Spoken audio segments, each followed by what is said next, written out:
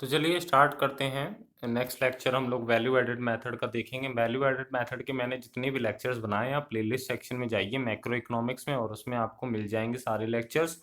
और दूसरी बात, जितने भी लेक्चर्स मैं करा रहा हूँ वैल्यू एडेड मेथड के, सारे हर चैप्टर के मतलब जितने भी मेथड हैं उसके सारे न्यूमेरिकल्स हो जाएंगे अपने, ठीक है ना। तो चलिए स्टार्ट करते हैं। 11th न्यूमेरिकल देखते हैं। 10 न्यूमेरिकल मैं बता चुका हूँ वैल्यू एडेड के, और 11th का देखते हैं। देखिए यहाँ निकालने को क्या बोला गया है, यहाँ निकालने को बोला गया net value added at factor cost निकालने को बोला गया है, मतलब एनवीएफसी निकालने बोला गया है। एनवीएफसी को हम लोग क्या बोलते हैं, एनडीपीएफसी बोलते हैं, ठीक है। ये आपको बात पता होगी, ठीक है। एनडीपीएफसी निकालना है, कोई दिक्कत वाली बात नहीं है, एनडीपीएफसी निकालना है। बट आपने आइटम्स देखे तो आपको आइटम्स देख के क्या पता चल रहा है कि यहाँ वैल्यू एडेड मेथड लगाना है, मतलब कि सबसे पहले हमें क्या निकालना पड़ेगा, जीडीपी एमपी निकालना पड़ेगा, ठीक है ना। तो चलिए जीडीपी एमपी निकाल लगाते हैं। अब जीडीपी एमपी आपने लिख दिया, जीडीपी एमपी का फॉर्मूला लिख दिया, value of output minus IC intermediate consumption. और सबसे बड़ी बात मैं आपको शायद पहले बताना भूल गया कि जितने भी आप फॉर्मूले लिखते हैं उसमें कभी शॉर्ट फॉर्म ना लिखिए, मतलब आईसी ना लिखिए, इंटरमीडिएट कंजप्शन लिखिए। मैंने लिख दिया है आईसी तो उसको मुझे इग्नोर करिए, बट आप जब पेपर दीजिए तो उसमें इंटरमीडिएट कंजप्शन शॉर्ट फॉर्म के चक्कर में कभी ना पड़िएगा, फुल फॉर्म पूरे हर मेथड का लिखिए, ठीक है ना। तो GDP MP is equal to value of output minus IC, जैसे लिखा है वैसा ही। कहीं मैंने इंटरमीडिएट कंजप्शन आईसी लिख दिया है तो वो ना लिखिए, इंटरमीडिएट कंजप्शन पूरा पूरा लिखिए, ठीक है ना। ये चीज मैं बोल रहा हूँ, शॉर्ट फॉर्म के आप चक्कर में ना पड़िएगा, ये मैं बोल रहा हूँ, ठीक है। तो आप देखिए क्वेश्चन, देखिए आप क्वेश्चन में आपको वैल्यूज देख के ये पता चल रहा है कि कौन सी हमें क्वेश्चन लगानी है, sales plus change in stock वाली लगानी, क्योंकि सेल्स दिया हुआ है हमारा। तो हमने अपनी सेकंड वाली इक्वेशन का यूज करा, sales plus change in stock वाली इक्वेशन को हमने लगाया। देखिए अब सेल्स कितना दिया हुआ है, सेल्स हमारा दिया हुआ है 100, और यहाँ देखिए चेंज इन स्टॉक नहीं दिया हुआ है, चेंज इन स्टॉक कहीं दिया हुआ है, नहीं दिया है। तो चेंज इन स्टॉक जब नहीं दिया है तो चेंज इन स्टॉक का फॉर्मूला क्या होता है, closing stock minus opening stock. तो क्लोजिंग स्टॉक कितना दे रखा है 20, और ओपनिंग स्टॉक कितना दे रखा है 10। तो चेंज इन स्टॉक कितना हो जाएगा 10, क्योंकि क्लोजिंग माइनस ओपनिंग जब हम कर देंगे, क्लोजिंग को ओपनिंग से माइनस कर देंगे तो हमारा चेंज इन स्टॉक आ जाएगा, तो वो हम कर देंगे, ठीक है। तो sales plus change in stock, value of output नहीं दिया तो उसकी जगह sales plus change in stock लगाएंगे। अब sales plus change in stock, sales हमारी कितना दिया है 100, और चेंज इन स्टॉक दिया नहीं था तो क्लोजिंग माइनस ओपनिंग मतलब 20 माइनस 10 कर दिया, ठीक है। अब देखें, अब हमारा आईसी डायरेक्टली दिया हुआ है यहाँ, तो आईसी ठीक है यहाँ दिया हुआ है डायरेक्टली तो कोई बात नहीं। तो यहाँ हमने लिख दिया 100 हमारा सेल्स था, 20 माइनस 10 क्लोजिंग माइनस ओपनिंग जो कि चेंज इन स्टॉक आ गया, माइनस 50 हमारा क्या आ गया, आईसी आ गया, ठीक है। तो अब देखिए 100 प्लस 10, 20 माइनस 10 कितना हो गया 10, और माइनस 50, तो 110 माइनस 50 कितना आ गया 60 आ गया। ये हमारा क्या निकल आया, ये हमारा निकल आया जीडीपी एमपी। क्या निकल आया, जीडीपी एमपी निकल आया, ठीक है। हमें निकालना क्या है, हमें निकालना था एनडीपीएफसी। तो कुछ नहीं, कंपेयर कर दीजिए, जो मैंने आपको बताया था जो चीज निकालनी होती है उसे लेफ्ट हैंड साइड लिखते हैं, जो चीज गिवन है वो राइट हैंड साइड लिखते हैं, ठीक है। तो ग्रॉस से नेट गए माइनस डेप्रिसिएशन, और एमपी से एफसी गए तो एमपी से एफसी गए तो माइनस एनआईटी, ठीक है ना। एमपी से एफसी गए तो माइनस 90 की मैंने आपको रूल पहले लेक्चर्स में बताए थे, ठीक है। तो अब देखिए, अब जीडीपी एमपी हमारा तो 60 है, डेप्रीशिएशन कितना है क्वेश्चन में देखते हैं। डेप्रीशिएशन डेप्रीशिएशन हमारा दे रखा है क्वेश्चन में कितना, डेप्रीशिएशन दे रखा है 12, ठीक है। तो 12 यहाँ लिख दिया, 12 60 माइनस 12, और माइनस एनआईटी। एनआईटी हमारा क्वेश्चन में दिया है क्या, क्वेश्चन में देखिए एनआईटी नहीं दिया हुआ है, इनडायरेक्ट टैक्स कहीं नहीं दिया हुआ है, अगर आप देखें तो इनडायरेक्ट टैक्स आपका कहीं नहीं दिया हुआ है। तो इनडायरेक्ट टैक्स नहीं दिया हुआ है तो इनडायरेक्ट नेट इनडायरेक्ट टैक्स कहीं नहीं दिया हुआ है, तो नेट इनडायरेक्ट टैक्स नहीं दिया हुआ है, तो नेट इनडायरेक्ट टैक्स का फॉर्मूला क्या होता है, इनडायरेक्ट टैक्स माइनस सब्सिडीज। तो इनडायरेक्ट टैक्स माइनस सब्सिडीज, तो इनडायरेक्ट टैक्स हाँ दिया हुआ है। एक्साइज हमारा, एक्साइज ड्यूटी क्या होती है, इनडायरेक्ट टैक्स होती है, और सब्सिडीज कहीं दिया नहीं है, नहीं दिया है, ठीक है। तो क्या करेंगे, हमारा पहले एनआईटी लिखेंगे, एनआईटी तो ऊपर नहीं दिया था तो एनआईटी को ओपन करा, इनडायरेक्ट टैक्स माइनस सब्सिडीज लिखा, और इनडायरेक्ट टैक्स हमारा कितना है, इनडायरेक्ट टैक्स हमारा 15 है, और सब्सिडीज हमारा कुछ दिया नहीं तो उसे जीरो मान लेंगे, तो 60 माइनस 12 माइनस 15,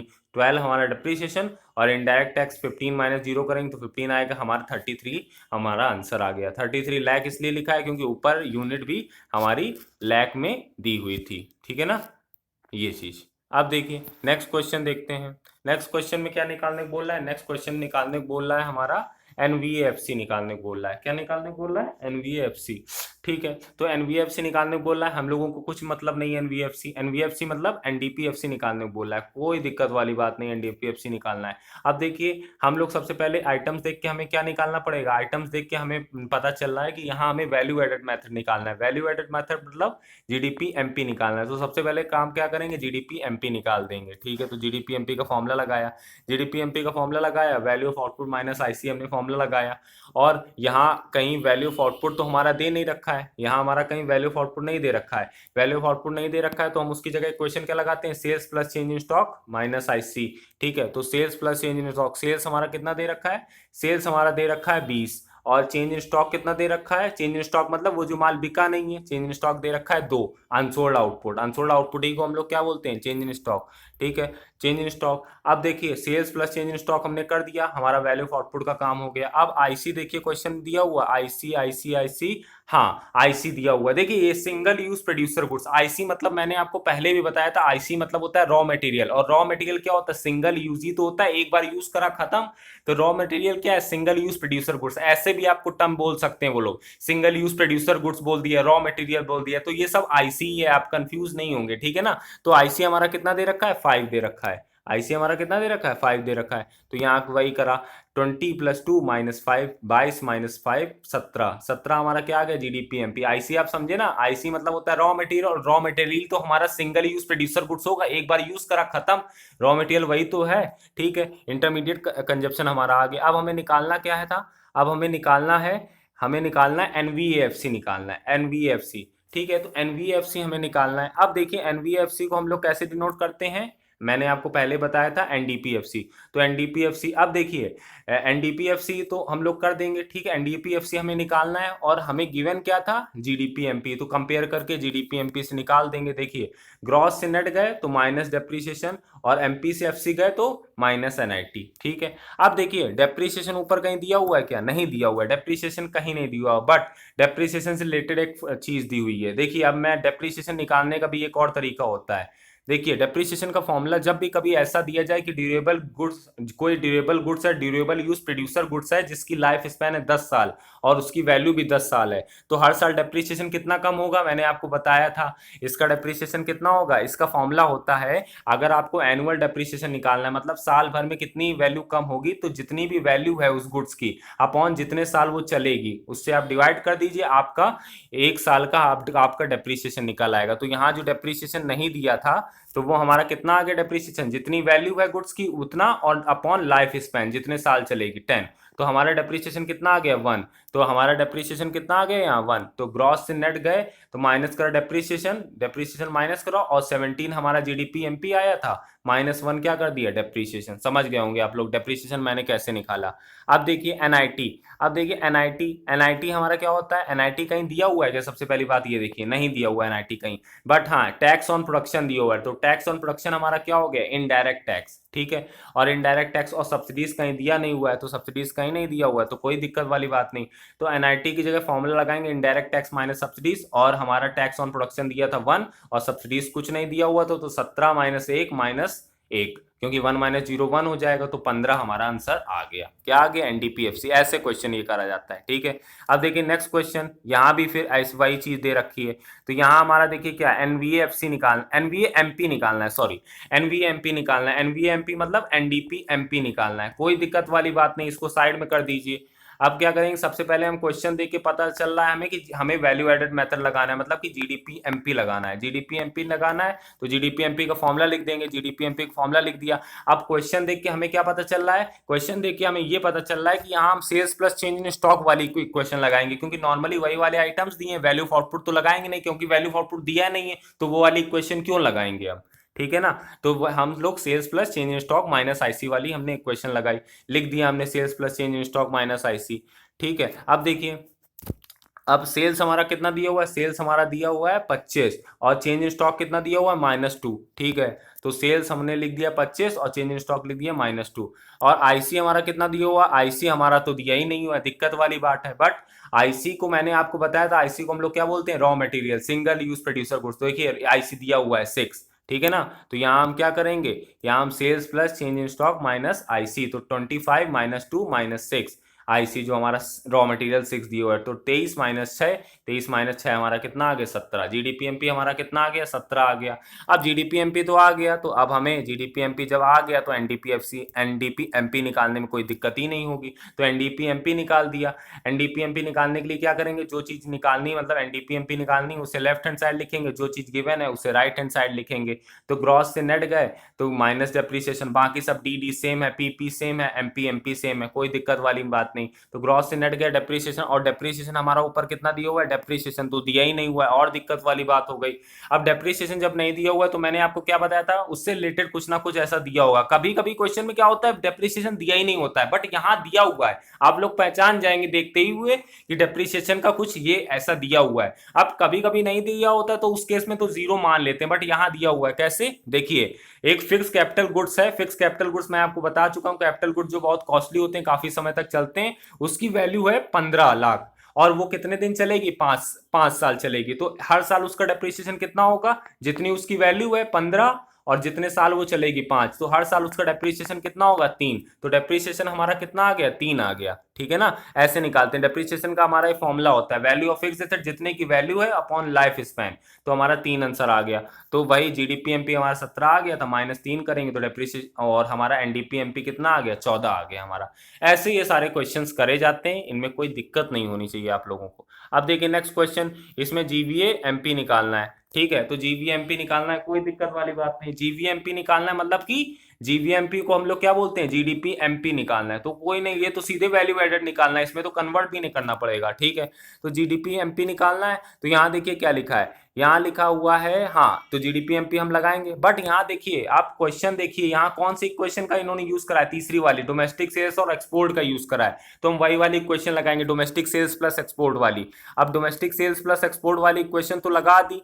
ठीक है, तो हमने लिख दिया पहले डोमेस्टिक सेल्स प्लस एक्सपोर्ट, और ये पूरी मतलब तीनों इक्वेशनें लिख दी, तीनों इक्वेशनें लिख दी। अब देखिए डोमेस्टिक सेल्स प्लस एक्सपोर्ट दिया है इन लोगों ने, domestic sales plus export, domestic sales कितना दे रखा है 200, और एक्सपोर्ट कितना दे रखा है 10। ठीक है, तो 200 प्लस 10, 200 प्लस 10 हो गया हमारा, 200 प्लस 10 हो गया। अब मैंने आपको पहले एक चीज बताई थी, अगर आपका क्वेश्चन में डोमेस्टिक सेल्स दिया है और एक्सपोर्ट दिया है, ये तो तीसरी क्वेश्चन की चीजें है ना, मतलब ये वाली चीज है ना, ये तो डोमेस्टिक सेल्स और एक्सपोर्ट दिया है। बट आपका क्वेश्चन में अगर चेंज इन स्टॉक भी दे दिया गया तो उसको भी आप इंक्लूड करेंगे। मैंने आपको बताया था कि अगर आपके तीसरे इक्वेशन दे दी है ये वाली, और डोमेस्टिक सेल्स प्लस एक्सपोर्ट दे दिया क्वेश्चन में, इन ये दोनों आइटम्स दे दिए और साथ में चेंज इन स्टॉक भी दे दिया है, तो उस केस में आप चेंज इन स्टॉक भी ऐड करेंगे। तो चेंज इन स्टॉक हमारा कितना होता है, चेंज इन स्टॉक है हमारा -10। तो आप क्या करेंगे, 200 मतलब डोमेस्टिक सेल्स प्लस एक्सपोर्ट 10 -10, ये हमारा पूरा वैल्यू ऑफ आउटपुट हो गया।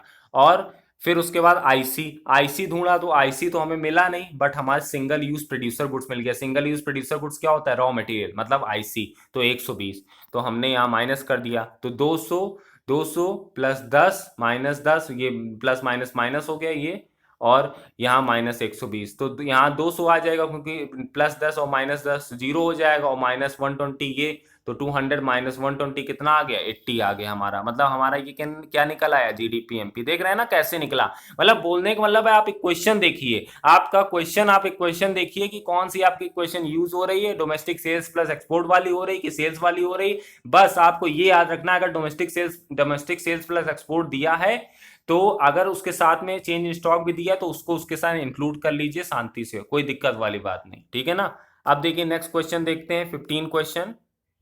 अब देखिए नेक्स्ट क्वेश्चन में क्या बोला है, अच्छा क्वेश्चन है, calculate value of output and value added by firm B. Firm B की निकालना है, फर्म बी का हमें वैल्यू ऑफ आउटपुट निकालना है, और फर्म बी का हमें वैल्यू एडेड भी निकालना है। तो मैंने आपको पहले भी बताया था, वैल्यू ऑफ आउटपुट का फॉर्मूला क्या होता है, sales plus change in stock, और वैल्यू एडेड का फॉर्मूला क्या होता है, value of output minus intermediate consumption. तो पहले हमें क्या निकालना है, पहले हमें निकालना है value of output, value of output निकालना है। तो वैल्यू ऑफ आउटपुट का फॉर्मूला क्या होता है, sales plus change in stock. ठीक है, कोई दिक्कत नहीं, और वो भी बी का निकालना है वैल्यू ऑफ आउटपुट। ठीक है ना, तो बी का निकालेंगे। अब देखिए sales plus change in stock क्या है, sales plus change in stock होता है वैल्यू ऑफ आउटपुट का फॉर्मूला। अब हम देखेंगे किसका, किसकी सेल्स देखेंगे, बी की, क्योंकि हमें बी का वैल्यू ऑफ आउटपुट निकालना है। तो बी की सेल्स देखिए, तो यहां तो पहले में लिखा है firm A sold to B, ये तो फर्म ए सोल्ड कर रही बी को, बट हमें क्वेश्चन में क्या निकालने को कहा है, वैल्यू ऑफ आउटपुट निकालने को कहा है बी का, तो हमें बी जो सेल्स कर रहा है उससे मतलब रखेंगे।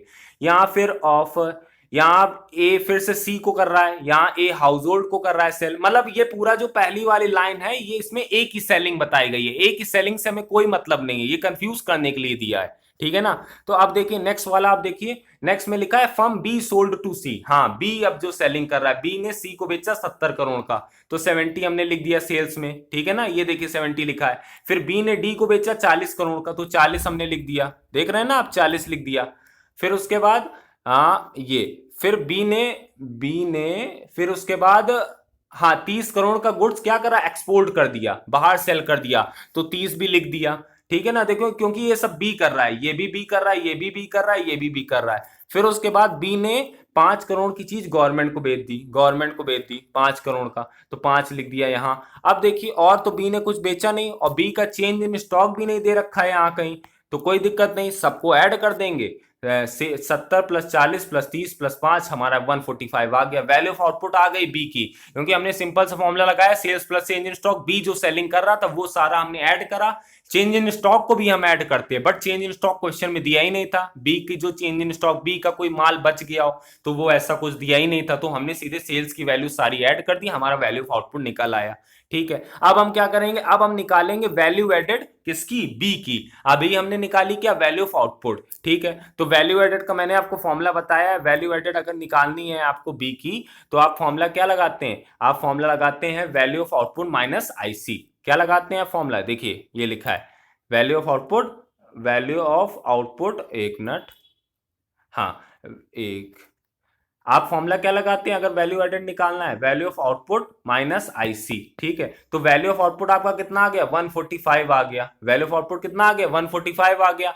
अब आईसी मतलब क्या होता है, आईसी मतलब होता है इंटरमीडिएट कंजप्शन। इंटरमीडिएट कंजप्शन मैंने आपको बताया था क्या होता है। देखिए सबसे पहले इंटरमीडिएट कंजप्शन कहीं दिया हुआ है क्या, बी का कोई इंटरमीडिएट कंजप्शन लिखा है, बी इंटरमीडिएट कंजप्शन, ऐसा तो कुछ यहां लिखा नहीं है, ऐसा कुछ नहीं यहां लिखा है। बट बी में दो चीजें आती थी हम लोगों की, एक आता था डोमेस्टिक कंजम्पशन और एक आता था प्लस इंपोर्ट।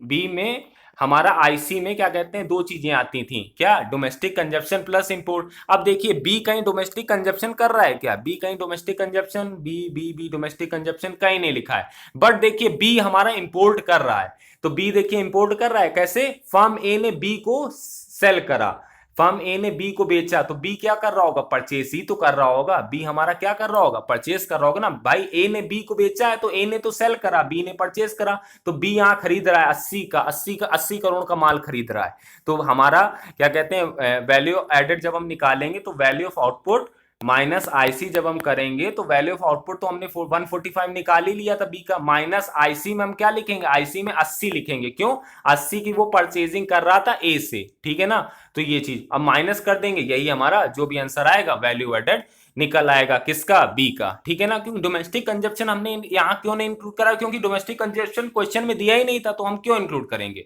इंपोर्ट दिया हुआ था क्वेश्चन में, बी जो इंपोर्ट कर रहा था ए से, तो वो दिया हुआ था, तो वो हमने माइनस कर दिया, 145 माइनस 80 हम करेंगे तो हमारा आंसर आ जाएगा, ठीक है। तो आप सॉल्व करिए इस क्वेश्चन को। अब हम अगला मेथड देखेंगे, इनकम मेथड सॉल्व करेंगे। तो keep watching Gaurav economic classes, thank you very much.